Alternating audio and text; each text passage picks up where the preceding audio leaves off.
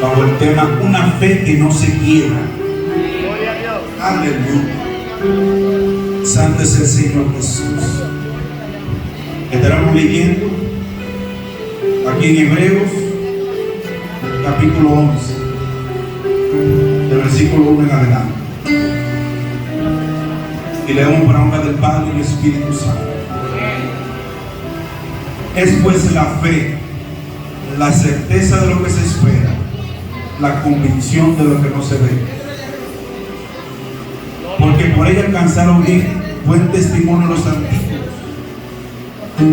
Por la fe entendemos haber sido constituido el universo por la palabra de Dios, de modo que lo que se ve fue hecho de lo que no se veía.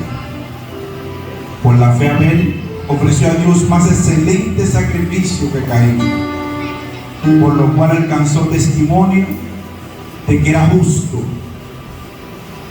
dando Dios testimonio de sus ofrendas, y muerto aún habla por ella. Por la fe no fue traspuesto para no ver muerte,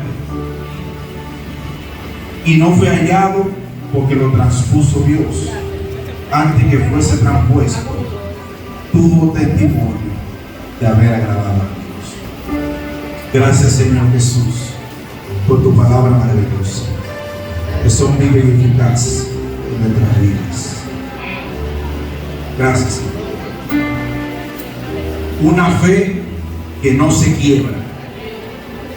Todos hemos escuchado muchas veces sobre la fe, que es la certeza de lo que se ve, la convicción de lo que no se ve. Y cuando hablamos de certeza, hablamos de esa confianza, esa seguridad de que todo va a estar bien, o de lo que yo he pedido lo recibiré. Y cuando se habla de convicción, hablamos de que la convicción tiene que ver con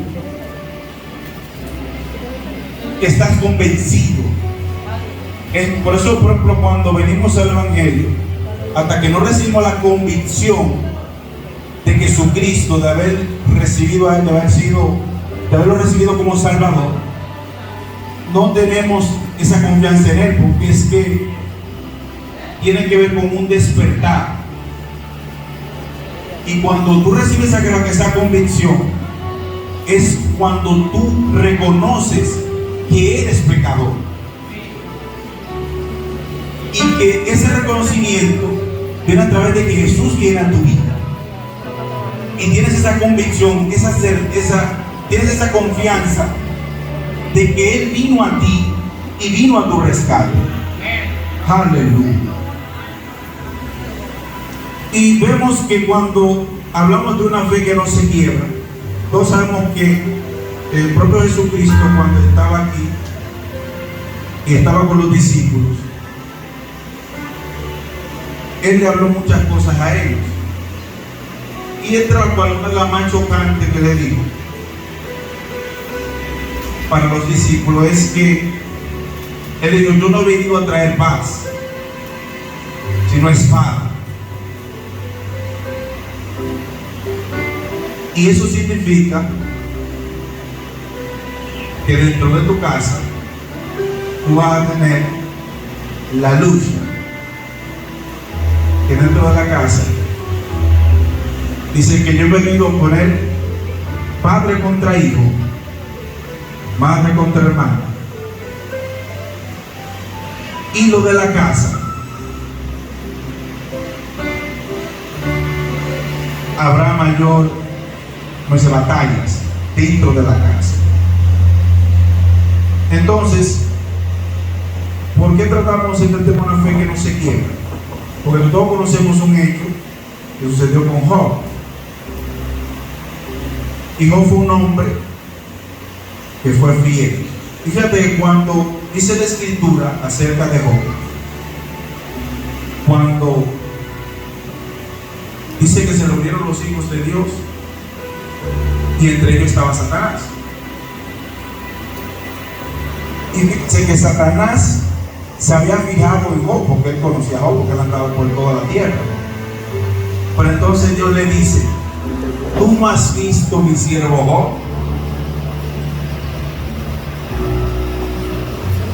Hombre justo, pero de la palabra justo y perfecto, la palabra que más me causa es la palabra perfecto. Fíjense que la palabra dice que todos tenemos que llegar a la medida y la estatura de la fe de un varón perfecto. Y fíjese que Dios le dice que es un varón perfecto. Y quizás muchos que hemos leído esa historia nos fijamos que tú dirás, pero si él sabía que él era perfecto, porque si no estaba delante del radar de Satanás, Job? ¿Por qué Dios lo pone y dice: tú no has visto mi siervo Job? Tú no lo has notado, no te has percibido de él. Pero hay algo que hay que entender, que si nos fijamos, dice que Job era perfecto. Dios sabía que Job no iba a pecar y que lo iba a negar, lo sabía.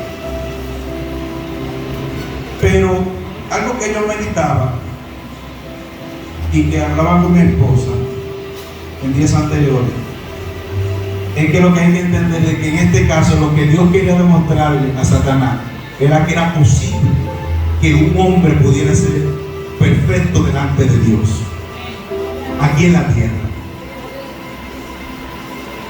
O sea, Dios lo puso en su radar, era para mandarla a Satanás: mira, es posible ser santo, es posible apartarse del pecado en esta tierra. Aleluya. Aunque parezca, fíjense que muchas veces no hemos analizado ese contexto de la historia, porque solamente vemos a Job como un ejemplo de un hombre fiel que no desmayó. Por eso es que la palabra dice que en Romanos 12, que no conformemos a este siglo, sino que seamos transformados a la renovación de nuestro entendimiento, para que comprobéis cuál es la buena voluntad de Dios, que es agradable y perfecta. Porque hay un tema de renovación del entendimiento. Y fíjate que me gusta cómo Job le responde a la mujer cuando la mujer le dice: oye, pero maldice a tu Dios y muérete, porque ya le había caído la vez. Entonces le dice él: ¿acaso solo recibiremos lo bueno de Dios o no recibiremos lo malo? Has hablado como mujer fatua. Gloria a Dios. Y es una palabra fuerte. Aleluya. Y es importante entender esa parte. ¿Acaso solamente recibiremos lo bueno de Dios o no recibiremos lo malo también? Y me gusta que más adelante dice que Dios dio y Dios quitó. Sea el Señor, sea su nombre bendito. O sea, vemos un hombre que tenía una convicción totalmente, oh santo Dios, inquebrantable. Porque reconocemos que, por eso la palabra dice: no ha venido sobre nosotros ninguna tentación que no sea humana, pero fiel es Dios, que junto con la tentación dará la salida. Aleluya. Gloria a Dios. Porque es importante entender de que nuestra fe va a llegar momentos que va a ser menguada por la situación, porque sabemos que todos debemos ser probados, pero dice la palabra que ninguno que milita se enrede en los negocios de la vida con tal de agradar a quien lo llamó por soldado. Y dice que ningún atleta que no lucha legítimamente puede alcanzar la meta. Cuando vemos que Pablo le escribe a Timoteo y le dice estas palabras, son palabras desafiantes. Y todos sabemos que en este mundo somos guerreros. Hay algo que yo he entendido, que por eso la palabra dice que el reino de los cielos se hace fuerte y solo los violentos, los valientes, lo arrebatan. Y cuando hablamos de esta palabra, tenemos que entender que esto es una guerra. Por eso fíjate que cuando Pablo le dice a Timoteo que ninguno que milita, es porque el que milita es un guerrero, es un soldado. ¿Y el soldado para qué se entrega? Para luchar. Entonces por eso Jesús decía que no había nada en común entre las tinieblas y la luz, porque se repelen entre sí. Hay que entender que esto es una guerra y nuestro adversario no descansa. Por eso dice la palabra que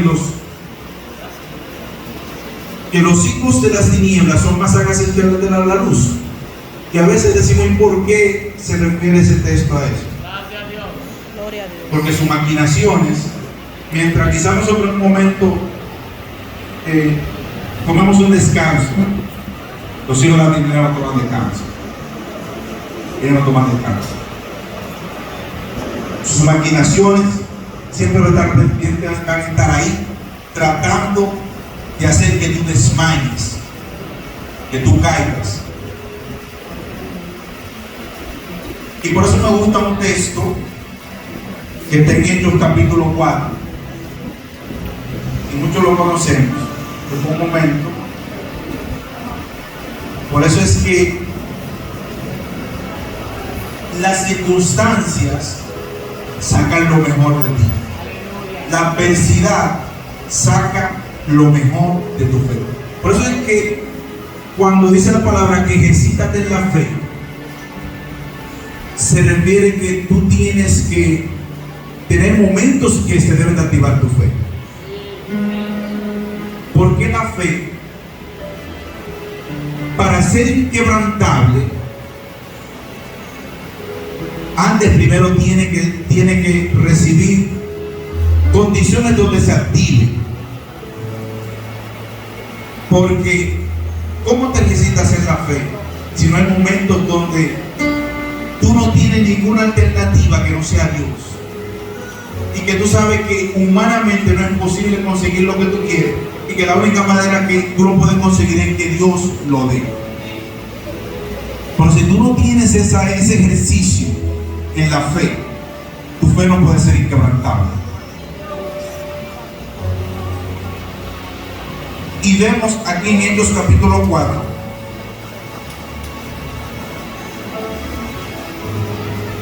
que en el concilio sucedió.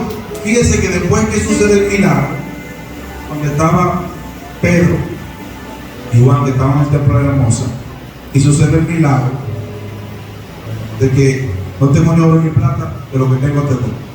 Eso generó un revuelo en el concilio, y lo vemos en el capítulo 4, porque los fariseos se estaban quejando por el alboroto que estaba causando los discípulos por la predicación del evangelio, y porque personas estaban siendo sanadas y libertadas. Y en ese momento fue tanta la presión. Primero lo apresan y duraron hasta el otro día apresados, y después que están apresados, después que son libertados, había una fuerte presión por Anás y Caifás y por todo el gobierno romano. Y vamos a leer esta parte porque me gusta leerla, porque cuando la leo puedo darme cuenta de algo tremendo. Aleluya. Santo es el Señor Jesús.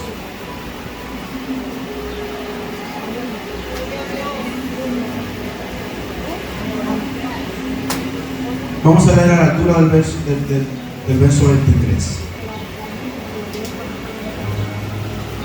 Y puestos en libertad, vinieron a los suyos y contaron todo lo que los principales sacerdotes y los ancianos le habían dicho. Y ellos, habiendo oído, alzaron unánimes la voz de Dios a Dios y dijeron: soberano Señor, tú eres el Dios que hiciste el cielo y la tierra, el mar y todo lo que en ellos hay. Que por boca de David tu siervo dijiste: porque se amotinan las gentes y los pueblos piensan cosas vanas. Se reunieron los reyes de la tierra y los príncipes se juntaron en uno contra el Señor y contra Cristo, porque verdaderamente se unieron a esta ciudad contra su santo Hijo Jesús, a quien ungiste,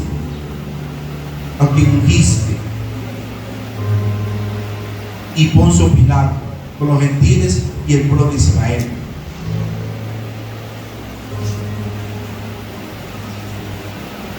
Y entonces, ahora Señor, mira sus amenazas. Conceda a tus siervos que con todo de nuevo hablen tu palabra. Mientras extiendes tu mano para que se hagan sanidades y señales y prodigios mediante el nombre de tu santo Hijo Jesús.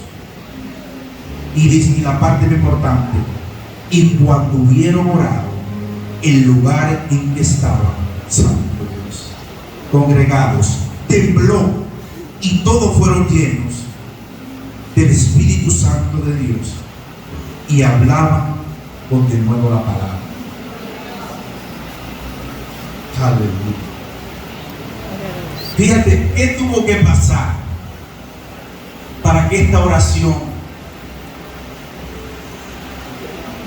de los discípulos hiciera que fueran llenos del Espíritu Santo? Tuvieron que ser desafiados, tuvieron que ser, ¿cómo llamamos esta palabra? Tuvieron que ser asediados por el pueblo, por los fariseos. Y fíjate cómo surge esta oración. Mira, Señor, todo lo que se ha levantado contra nosotros, pero confiamos en ti, que hiciste los cielos y la tierra y todo lo que existe. Y confiamos en ti, que tú nos darás la palabra para hablar de nuevo y que tu manifestación de tu Espíritu Santo se manifieste aquí con nosotros. ¿Y qué pasó? Tembló la tierra, el Espíritu Santo bajó y fueron llenos del Espíritu Santo, y dice que hablaban con de nuevo la palabra del Señor. La circunstancia sacará lo mejor de ti, la adversidad sacará lo mejor de ti. Aleluya. Sálvese el Señor. Y por eso, pero hay algo importante, y eso lo podemos ver en el capítulo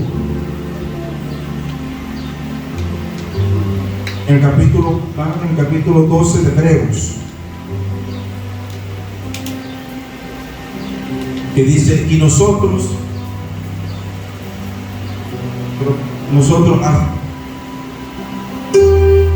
ante gran nube de testigos, despojémonos de todo peso de pecado que nos asedia y corramos con paciencia la carrera. Y fíjate, y pareciera que hay algo aquí contradictorio. Corramos con paciencia. Y usted dirá: ¿por cómo que corramos con paciencia? Corramos con paciencia.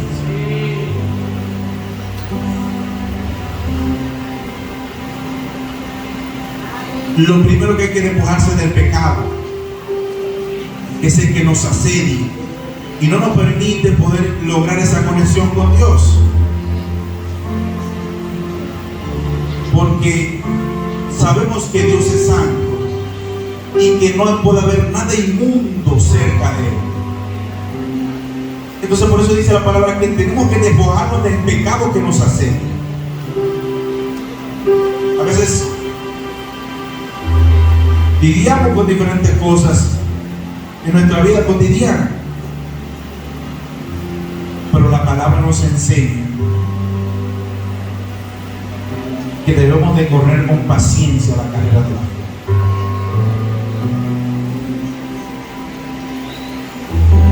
Y que va a haber circunstancias difíciles, pero no debes de permitir que tu fe sea quebrada, porque tú sabes quién has creído.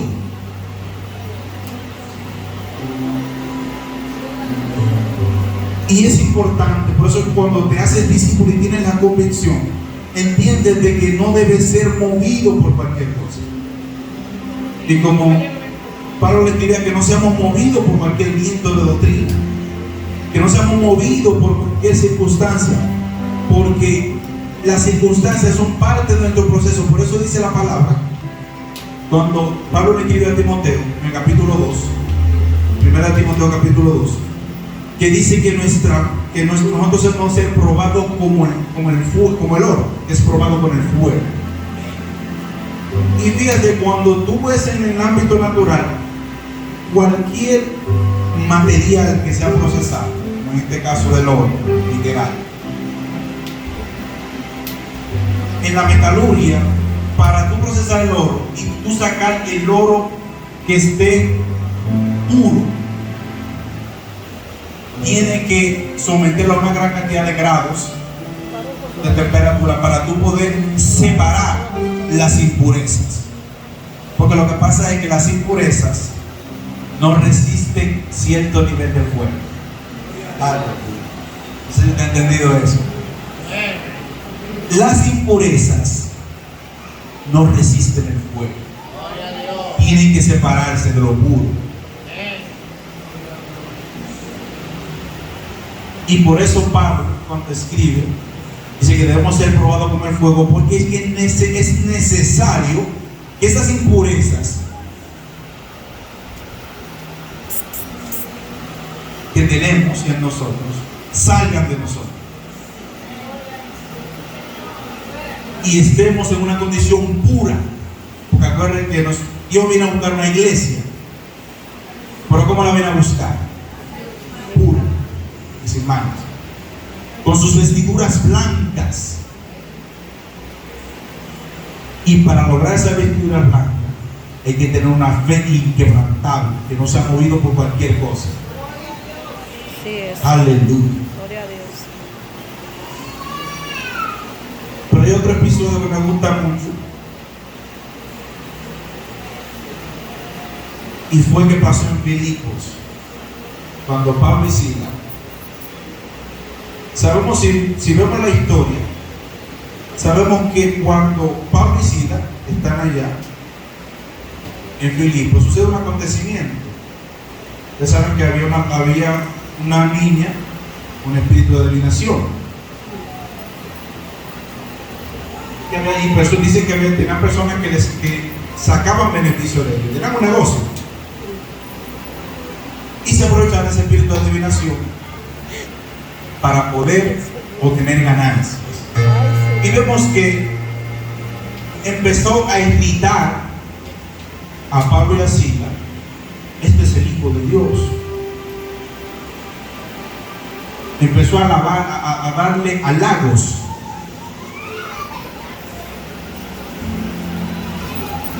Ustedes son los que sirven a Jesucristo. Empezó a darle halagos. Y dice que lo hartó hasta el punto que sacó el espíritu sobre esa joven. Entonces eso trajo un problema, porque como esa persona tenía un negocio, ya no había espíritu de adivinación, entonces ya el negocio se va a caer. Entonces lo denunciaron, lo denuncian, y dice que se agolpó la población, o sea, el pueblo se agolpó y empezaron a caer las pedradas. Empezaron a apedrear, a golpear, y después lo apresaron. Y dice que lo llevaron al calabozo y los amarraron en un celo. Después de haberlo golpeado mucho.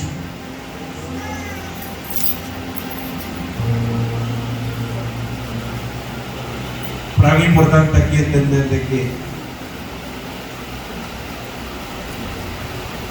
la adversidad sacará tu mejor adoración. Y vemos que estos hombres, Pablo y Silas, después de haber sido golpeados, amarrados en un celo,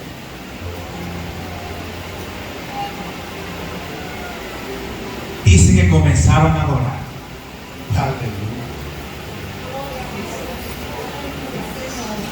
Dice que comenzaron a adorar. ¿Usted entiende eso? Después de haber sido golpeado. Imagínense toda clase de palabras que le dijeron. Y lo golpearon. Y estaban presos. Injustamente. Y yo me imagino él cantando: mi corazón entona la canción, cuán grande sé, cuán grande sé. Gloria a Dios. Mi corazón entona la canción, cuán grande sé, cuán grande sé. Y si recordamos qué pasó cuando ellos comenzaron a adorar, el lugar tembló. Aleluya. El lugar tembló. Y que la presencia del Señor vino sobre ellos. Y que las cárceles fueron abiertas.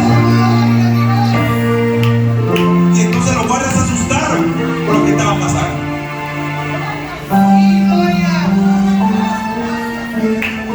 Y vemos que cada vez que yo leo eso me marca, porque a veces nos quejamos de tantas cosas y a veces no entendemos que esas cosas son necesarias que pasen para sacar nuestra mejor adoración.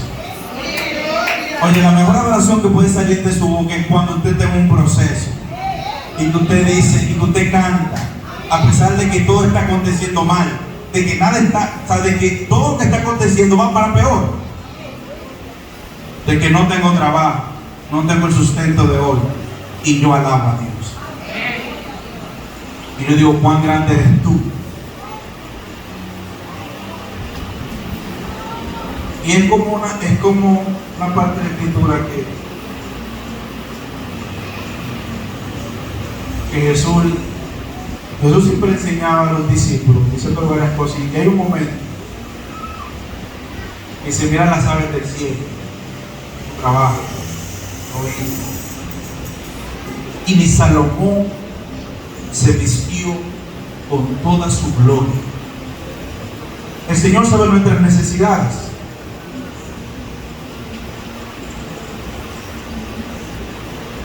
Pero así como sabe nuestras necesidades, hay veces tenemos que pasar necesidad para valorar lo que tenemos. Gloria a Dios. Porque a veces nos quejamos de tantas cosas. No tengo esto, no tengo lo otro. Pronto tienen menos. Otros tienen menos y son felices. Y el Señor, Dios te enseñanza para mostrarnos de que no nos preocupemos por tantas cosas. Confiemos en Dios. Confiamos en Él.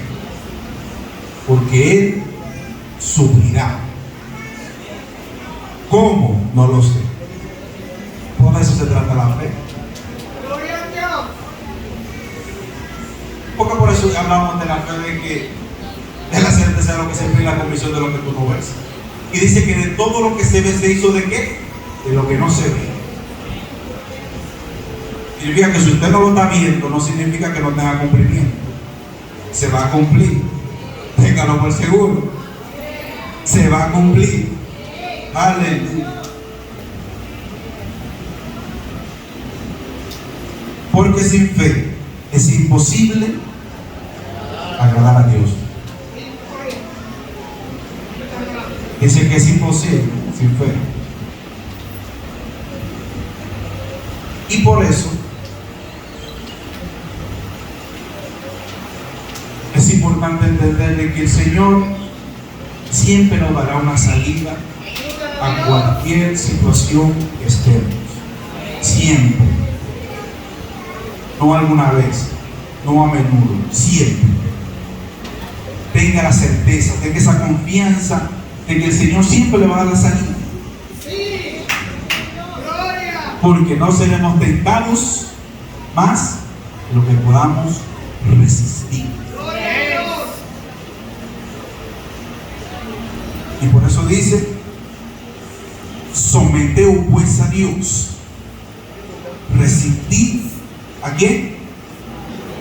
¿Y qué va a hacer? Pero cuando hablamos de resistencia, hablamos de oposición. Aleluya. Por eso es que, como hablamos anteriormente, esto es una guerra. Y usted está, su oponente, el adversario, él está contra usted. Y por eso dice que primero que dice que nos sometamos a Dios. Someterse es quebrantarse, es entender de que yo dependo de Dios y que mis fuerzas no por eso que dice la palabra: diga el fuerte, débil soy. Porque somos débiles, porque esto es un tema espiritual. Por eso a veces la gente, y es un tema a veces me va a complicar. En este asunto, todo el tema de lo sobrenatural es espiritual. Entonces, como es espiritual, la única manera de luchar con lo espiritual es con lo espiritual. Entonces, ¿por qué la palabra dice someteos pues a Dios y que resistas al diablo? Porque si no te sometes a Dios, no vas a tener las fuerzas espirituales para luchar para poner resistencia, ponerle oposición a Él. Eso como dos no son cuatro. Si no oramos, no podemos entender que vamos a recibir fuerza, porque no vamos a recibir fuerza. Si usted no ora, usted no puede entender que va a recibir fuerza de Dios, porque eso es como decir, si tu punto de conexión con Dios es la oración, dice que tú tienes que someterte a Él para poder resistir al diablo. Pero si tú no oras, no vas a poder lograrlo. Gloria a Dios.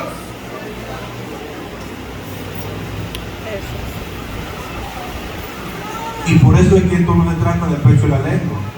Entonces se trata de recibir el fortalecimiento espiritual para poder tener una fe que no se quiebre.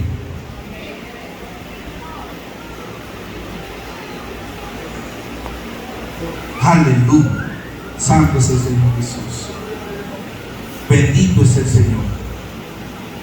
Y ya para culminar,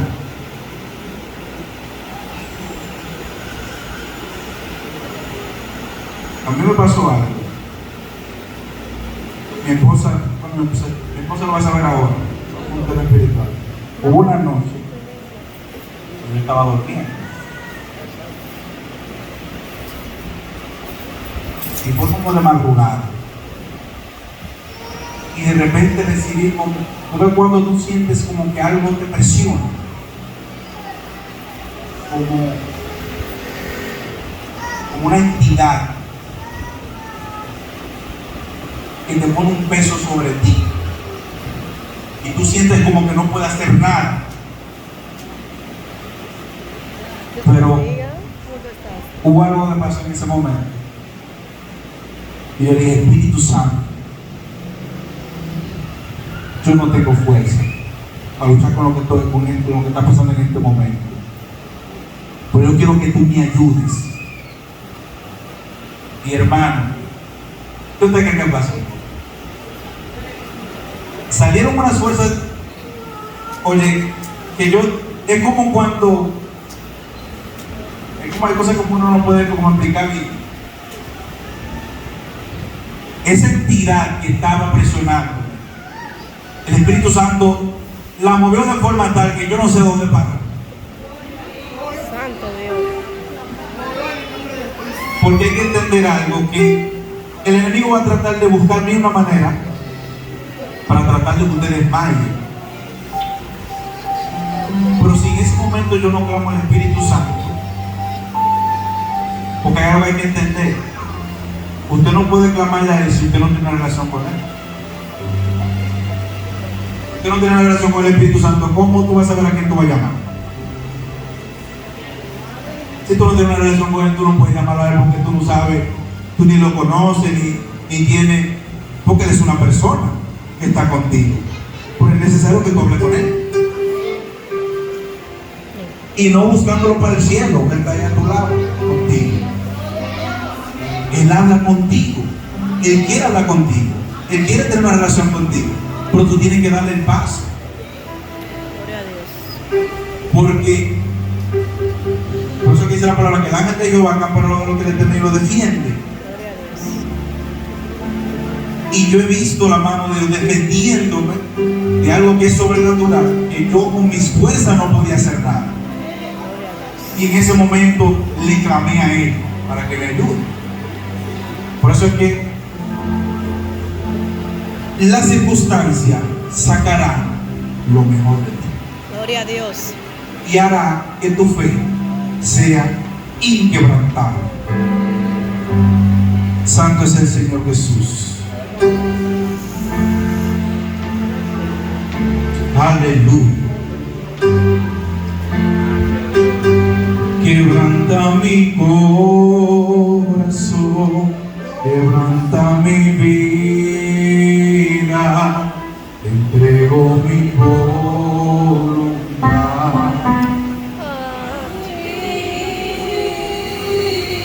Todo lo que soy, Señor, todo cuanto tengo.